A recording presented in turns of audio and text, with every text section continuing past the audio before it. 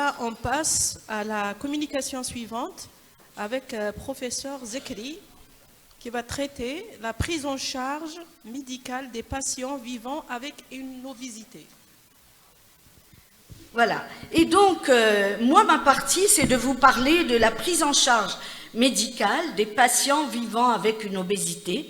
Et j'ai dit, si on en parlait, ça veut dire que tout n'est pas résolu, mais on essaie de faire des choses à travers la SAOM.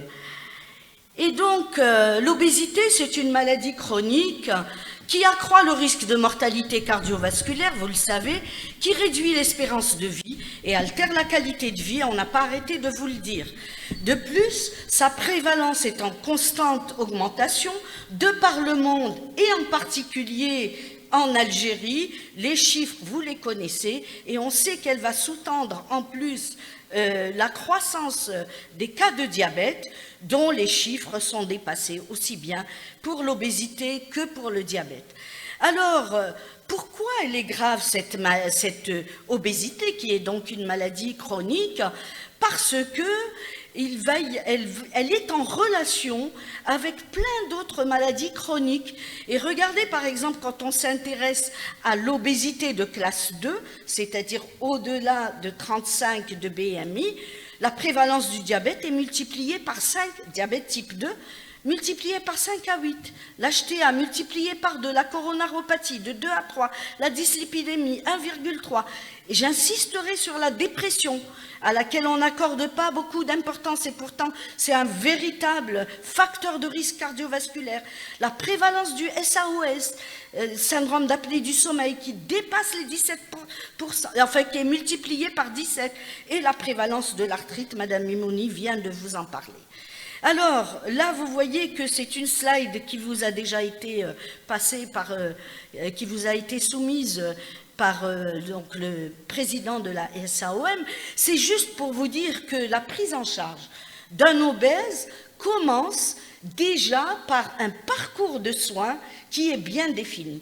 Et ce parcours de soins, il est donc dans le guide que nous avons élaboré. C'est un groupe d'experts, mais sous l'impulsion de la SAOM, je suis fière de le dire, qui donc définit ce parcours de soins. Alors, nous comptons sur vous pour qu'il y ait une prévention primaire permanente. Elle doit être pérenne, c'est-à-dire qu'à tous les niveaux, on doit parler de ce fléau. Et puis, il y a 3 niveaux. Le premier recours, c'est surtout les médecins de proximité, c'est-à-dire le médecin généraliste en général, des centres de soins, y compris, enfin, que ce soit le public ou le privé. Il n'y a pas de dichotomie. Le deuxième recours, c'est la création des consultations spécialisées en obésité. Et le troisième recours, qui va s'intéresser aux cas complexes, c'est réellement ces unités de soins et de recherche en obésité, soins spécialisés et de recherche en obésité. Il y en aura surtout dans les régions, donc si on a une représentativité par région, c'est très bien, et si elle voit le jour dans un avenir proche, ça sera dans les CHU, les EHU, les SH. Donc vous voyez qu'on part de l'existant. Les deux premières lignes de cette diapositive, c'est déjà l'existant, donc on va s'appuyer dessus. Et puis le reste est à créer. Monsieur Tebaibia vous a dit que les consultations, on va d'abord faire de la formation pour les créer. Et puis comment est-ce qu'elles vont fonctionner? Évidemment, retenez que dans ce guide, chaque palier a ses objectifs à réaliser et qu'il y a une coordination entre ces différents paliers, mais à charge pour chaque niveau de faire gagner au malade, de faire régresser le malade d'un palier. C'est-à-dire, si vous êtes au niveau 2, il faut que le niveau 2 s'arrange pour ramener le malade au niveau 1. Le niveau 1, il faut qu'il quitte l'obésité pour aller au surpoids. Et le niveau 3, et ainsi de suite. Hein. Donc, je ne vais pas rentrer dans les détails, mais vous les avez dans le guide que vous pouvez télécharger à partir du site de la SAOM. Alors, le parcours de soins, il comporte les soins, l'accompagnement, le suivi de l'obésité. Il ne s'agit pas juste de faire le diagnostic. On ne peut pas régler les choses rapidement. C'est tout un accompagnement tout au long de la vie du patient. Et il commence par l'évaluation des habitudes de vie du patient et un partage d'informations entre le médecin traitant et tous les intervenants possibles, c'est-à-dire nous voyons les choses comme un travail d'équipe. C'est obligatoire de travailler en multidisciplinarité, en incluant le psychologue, la diététicienne, l'infirmier, le kinésithérapeute, le clinicien, etc. Alors, le niveau 1, je vais aller vite, vous commencez par classer ce malade. Il est de niveau 1, c'est-à-dire entre 30 et 35. Et c'est selon la classification de l'OMS ou celle d'Edmonton, et vous allez définir le type d'obésité. Donc il faut avoir tout le temps un mètre ruban dans votre poche. Est-ce que c'est une obésité androïde, donc de type viscéral, gynoïde ou même mixte? Et après, vous allez commencer votre travail en faisant un bilan clinique, en commençant en fait un bilan clinique qui commence par l'interrogatoire, parce qu'il faut vous intéresser aux antécédents personnels et familiaux du patient et également sur ses habitudes de vie, etc. La recherche des facteurs de risque cardiovasculaires associés et un bilan biologique qui au départ est sommaire, une formule, la recherche de troubles de la glycorégulation, glycémie à jeun, on sait qu'elle n'est pas très parlante, mais elle peut nous aider à dépister certains, l'HbA1c, une EAL, donc exploration d'une anomalie lipidique, la créatinine, et encore une fois par rapport à ce qu'on a entendu hier, on n'apprécie pas la créatinine comme ça, comme un chiffre, il faut calculer la DFG, c'est ça qui vous permet de détecter donc des insuffisances rénales précocement, les azates et surtout les alates, monsieur Tebaibia va sûrement en parler après, et l'acide urique. Le niveau 2, c'est l'obésité de classe 2 et 3. Donc, et là, le niveau 1, dès qu'il a une obésité qui s'est associée à des comorbidités ou s'il y a une atteinte d'un organe cible ou un retentissement mental, il doit passer la main donc aux consultations spécialisées. Il y a des mesures communes qu'on met en place, c'est d'abord, vous voyez, regardez, en bas, vous allez toujours trouver la même chose, mesures diététiques, activité physique, éducation thérapeutique. Et ce n'est que si ça échoue qu'on va faire appel à ce moment-là au traitement médical. Le traitement médical, d'ailleurs, qui peut commencer même au surpoids. Niveau 3, nous avons eu un échec des mesures hygiéno-diététiques et du traitement médical cette fois-ci. On va aller donc aux unités de dernier recours dont je vous ai parlé. Ça s'adresse à des patients qui ont soit un BMI supérieur à 35, mais qui ont une comorbidité associée ou des comorbidités, ou les BMI supérieurs à 40. Et ceux-là, on va les discuter en RCP, on vous a expliqué comment fonctionne la RCP, pour leur proposer des mesures, et en particulier la chirurgie bariatrique, mais nous avons insisté dans ce guide pour que la chirurgie bariatrique soit régulée dans notre pays, c'est-à-dire qu'elle soit entourée du maximum de sécurité pour les patients. Alors, ce que je voudrais vous dire ici sur cette slide, c'est que quand on perd de 5 à 10% de la surcharge pondérale, eh bien, on va améliorer l'insulinorésistance. Comment? En augmentant l'utilisation musculaire du glucose et en inhibant sa production hépatique.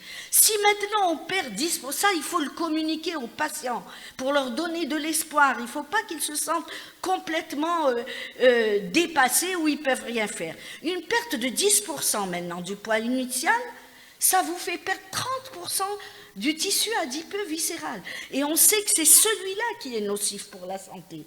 Ensuite, le problème, en fait, et très souvent, vous avez remarqué, les diabétiques de type 2 sont souvent gros, et même quand on amorce une perte de poids, il est très difficile de maintenir cette pente pondérale, mais ce n'est pas impossible si on se donne tous les moyens. Alors, on a dit qu'il fallait commencer par les règles hygiéno-diététiques. Et bien se nourrir, c'est un art. Il faudrait qu'on n'arrête pas de répéter et qu'on fasse de la sensibilisation de toute la population par rapport à cette nourriture de mauvaise qualité et en excès, parce qu'il n'y a plus la sensation de satiété qui est en train de nous tuer à petit feu. Quand vous avez une obésité ou même du surpoids, il y a une inflammation chronique de bas grade qui va entretenir l'athérosclérose et vous donner tout ce que vous connaissez comme accident. Alors, bien entendu, je n'ai pas le temps de développer, mais vous connaissez les règles. 5 portions de fruits et légumes, ce n'est pas 5 fruits et légumes, mais 5 portions de fruits et légumes par jour. Et puis ce qu'on devrait faire, nous, on n'a pas introduit, en fait on a les légumes secs, mais les légumes secs maintenant dans les nouveaux programmes des pays européens, ils disent qu'il faut les mettre au moins 2 fois par semaine, parce que l'index glycémique est bas. Et c'est une source de protéines. Et vous savez que les régimes hyperprotéinés font maigrir. Ensuite, les fruits à coque. C'est très, très important de les introduire dans notre alimentation parce qu'ils vont vous apporter des oméga 3 qui sont indispensables au corps et que le corps ne peut pas synthétiser. L'activité physique, là aussi, les règles édictées par l'OMS et toutes les sociétés savantes, vous les connaissez. Toute activité physique est bonne à prendre, y compris la marche. Donc la marche, elle est adaptée à tout le monde, sauf peut-être pour les handicapés. Et puis, donc, l'équivalent de 10 000 pas par jour pour maintenir sa santé, mais 15 000 pas pour commencer à maigrir par jour. Et puis, depuis 2022, l'ADA nous a introduit les exercices de résistance obligatoires, 15 minutes, 2 fois par semaine, pour se muscler, renforcer donc ces muscles, qui sont donc très importants, ces exercices. Voilà. Ensuite, l'éducation thérapeutique. Là encore, je n'ai pas beaucoup de temps. Voici un programme que nous avons élaboré lorsque le professeur Tebaibia a décidé de démarrer une consultation spécialisée dans son service, donc à Birtraria. Alors, ces malades, ça c'est uniquement le programme en atelier, c'est-à-dire c'est des séances de groupe où on doit leur apprendre tout ce qui est connaissance autour de l'obésité et les traitements, on doit leur expliquer la diététique. Donc nous avons des choses qui sont déjà réalisées, mais c'est pas complet parce que la prise en charge psychologique, même si on a deux psychologues dans le service, c'est pas encore bien rodé, etc. Le sport, il aurait été souhaitable qu'on ait des coachs, il aurait été souhaitable qu'on puisse donc les voir au moins 2 fois par semaine pendant 5 semaines. Et puis les préparer, pour ceux qui doivent passer par la chirurgie bariatrique, les préparer avant et en post-chirurgie bariatrique. Évidemment, normalement, chaque malade doit pouvoir bénéficier d'un programme personnalisé. Mais on aime bien ces ateliers de groupe parce que ça provoque l'émulation. Les gens, ils se disent, je ne suis pas le seul concerné. Voilà, il y a d'autres personnes qui sont parfois plus graves que moi et pourtant ils s'accrochent, etc. Alors ici, c'est juste pour vous dire que, regardez, les règles hygiéno-diététiques s'adressent à tout le monde. L'activité physique fait partie de la diététique, mais quand on voit donc la pharmacothérapie, c'est à partir de la surcharge de 27 qui vous expose, qui est déjà un facteur de risque de diabète, et la chirurgie bariatrique, si vous regardez les Américains, maintenant ils l'ont avancé à 30 pour certains malades qui sont bien préparés et qui réellement demandent à passer par la chirurgie bariatrique, ils vous disent c'est possible. Mais nous, on n'est pas encore favorable à ça. Pour nous, il y a une RCP, quand c'est carrément au-dessus de 35, je vous ai dit, quand il y a des comorbidités, ou à partir de 40, il y a une RCP qui va siéger et qui va discuter ce qu'on va proposer à ces malades. Alors, le traitement médical, je fais fi de toutes les mesures qu'on connaissait avant, mais qui n'étaient pas contributives. Donc maintenant, il n'y a que les analogues du GLP-1 en particulier, mais il y a maintenant depuis peu, mais c'est pas encore... les twin crétines sont commercialisées, il y a même les tricrétines qui vont arriver. Alors voilà toutes les incrétines analogues du GLP-1 qui sont commercialisées à travers le monde. Nous, est-ce qu'on en a? On a le liraglutide, mais le liraglutide qui nécessite une injection quotidienne, donc par jour, et on attend prochainement l'arrivée du dulaglutide et du sémaglutide pour une injection par semaine. Et puis, il y a ce nouveau produit qui nous a tous fait vibrer, puisque les premières communications sont venues en 2020, mais réellement, les sociétés, la FDA leur a ouvert les portes en 2023, le tirzépatide, qui est un peptide multifonctionnel, et qui comporte 39 acides aminés, ça c'est pas important, mais surtout dont la demi-vie moyenne est d'environ 5 jours, ce qui veut dire que c'est une seule injection par jour, et puis une seule injection par semaine. Et regardez pourquoi il nous a fait vibrer. Quand on le compare aux autres analogues, attention, c'est pas une étude face-to-face, c'est juste une diapo qui me permet de mieux communiquer pour vous dire que réellement, en termes de perte de poids, le tirzépatide fait baisser de 12 kilos en moyenne, quand les autres analogues, celui qui était connu comme étant le plus puissant, c'était le sémaglutide, autour de 6 kilos. Donc là, on double la mise, et le tirzépatide fait également baisser les lipides, en particulier les triglycérides, le cholestérol total, il fait un petit peu élever le HDL, le LDL cholestérol, et surtout, regardez les VLDL cholestérol, dont le docteur Hallel tout à l'heure vous a dit que c'était des particules très hétérogènes, et c'est très bien de pouvoir agir dessus. Et puis, dernière nouveauté, c'est la stéatose hépatique, dont M. Tebaibia va vous parler. Ben jusque-là, on n'avait pas grand-chose, on n'avait rien pour traiter cette stéatose hépatique. On a su, d'après les études, que, par exemple, le Degludec avait une toute petite action, mais elle est toute petite, et puis le tirzépatide arrive, en fonction des dosages qu'on va utiliser, à faire baisser cette stéatose de 39%. C'est pas tout. Il y a d'autres innovations qui arrivent, et c'est donc le rétatrutide, dont le professeur Salah Mansour a juste dit un mot, et qui sont maintenant en étude de phase 3. L'année dernière, quand ça a été communiqué au dernier, pas l'année dernière en fait, 2024, au congrès de l'ADA, il disait que finalement, c'est un triple agoniste où il va agir non seulement en fait sur les 3 hormones impliquées dans le contrôle glycémique et la régulation du métabolisme énergétique, le glucagon, le GIP et le GLP-1.